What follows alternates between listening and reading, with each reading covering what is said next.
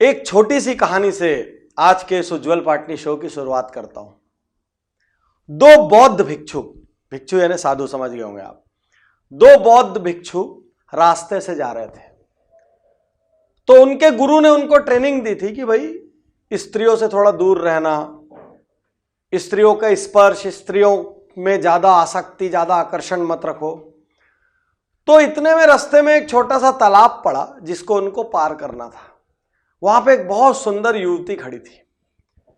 तो उसने इनसे कहा कि मुझे डर लग रहा है, मैं पार नहीं कर पा रही हूं। तो इसमें से एक बौद्ध भिक्षु ने उस युवती को कंधे पे ऐसा करके टांग लिया और तालाब पार कर दिया। तालाब पार करके उस सीनियर भिक्षु ने उसको उतार दिया और आगे चले गए। साथ में एक जूनियर भिक्षु था। वो थोड़ी देर तक बहुत तनाव में रहा।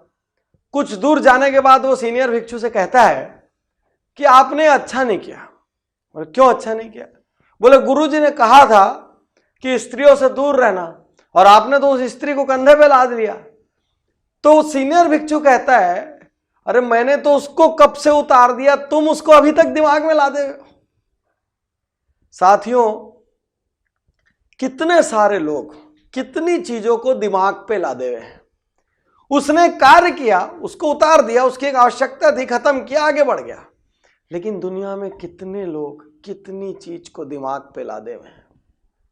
मेरे साथ इसने ऐसा किया, मेरे साथ उसने गलत किया, एक समय था उसने मेरा साथ नहीं दिया जब वो दे सकता था, मेरे साथ इनको ऐसा व्यवहार नहीं करना चाहिए था। यार, इतना बोझ लाद के घूमोगे तो बड़े कैसे होगे? इतना बोझ, एक गाड़ी में भी ज्यादा बोझ होता है ना तो गाड़ी की स्पीड स्लो हो जाती है। एक कार में बहुत ज्यादा सवारी बिठा दो और उसकी डिक्की में पूरा लोड भर दो तो कार पूरी दब जाती है, स्पीड ब्रेकर भी नीचे से मारने लग जाता है और ऊपर से भी स्पीड कम हो जाती है। इतना बोझ रखोगे तो स्पीड कैसे पकड़ोगे? इतना बोझ रखोगे तो आपकी गाड़ी स्पीड कैसे चलेगी? हर दिन बोझ उतारते चलो। हर रात जब आप अपनी वर्क प्लेस से निकलो, उस दिन वहां के मतभेद वहीं छोड़ के निकलो। और एक कदम आगे बढ़ सकते हो तो किसी से विवाद हो जाए, कोई लड़ाई हो जाए तो सामने वाले से कहना, यार आज तेरे और मेरे बीच जो हुआ उसमें मेरी जो गलती है उसके लिए आई एम सॉरी। उसकी क्या गलती है, इसका जिम्मेदारी उसकी है, उसको माफी मांगना है नहीं मांगना है वो उसकी प्रॉब्लम है। आप अपना बोझ उतारो और आगे बढ़ो। बोझ मत लो, किसी जगह का बोझ मत लो। किसी भी दिन के विवाद को अगले दिन तक मत जाने दो। अपनी पत्नी से लड़ाई हो जाए, पति से लड़ाई हो जाए, घर में किसी से लड़ाई हो जाए, कोशिश करो अपनी ओर से रात के पहले एक पहल कर दो।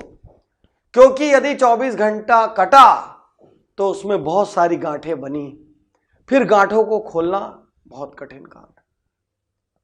बाहें फैला के गले लगाओ लोगों को, आगे बढ़ो।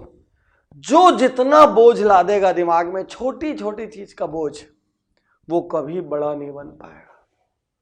बड़ा वही बन सकता है जो खाली होगा। किसी पात्र में पहले से बहुत चीज भरी हो तो अमृत भी आ जाए तो उस पात्र में नहीं डाल सकते। किसी अलमारी में पूरा तरह से सामान भरा हो तो चाहे कुछ भी आ जाए उस अलमारी में और सामान नहीं रखा जा सकता।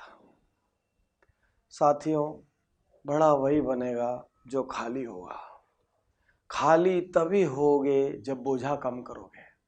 और यदि जिंदगी में वाकई कुछ बनना चाहते हो, यदि जिंदगी का आनंद लूटना चाहते हो, यदि जिंदगी में कोई उपलब्धि हासिल करना चाहते हो, यदि जिंदगी में खुश रहना चाहते हो, अल्टीमेटली सबका पर्पस क्या है? खुश रहना। और वो कैसे खुश रह सकता है जो बोझा रखा हुआ है? किसी सीट में आप एक कील गड़ा दो और आप जब भी उस पर बैठो वो कील जोर से चुभे तो आपको कितनी भी महंगी कुर्सी हो बैठने का आनंद नहीं आएगा, भले वो कुर्सी करोड़ों की क्यों ना हो। वो कुर्सी तो आपको तभी आनंद देगी जब वो कील वहां से हट जाएगी और आप आसानी से पसर के बैठ पाओगे।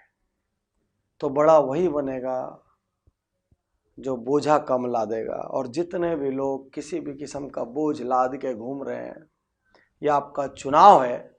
और यह चुनाव आपको हर दिन छोटा बना रहा है, औसत बना रहा है, आपको तनाव दे रहा है, आपकी रातों की नींद हराम कर रहा है, आपके व्यवहार को खराब कर रहा है, लोगों से आपके संबंध को खराब कर रहा है।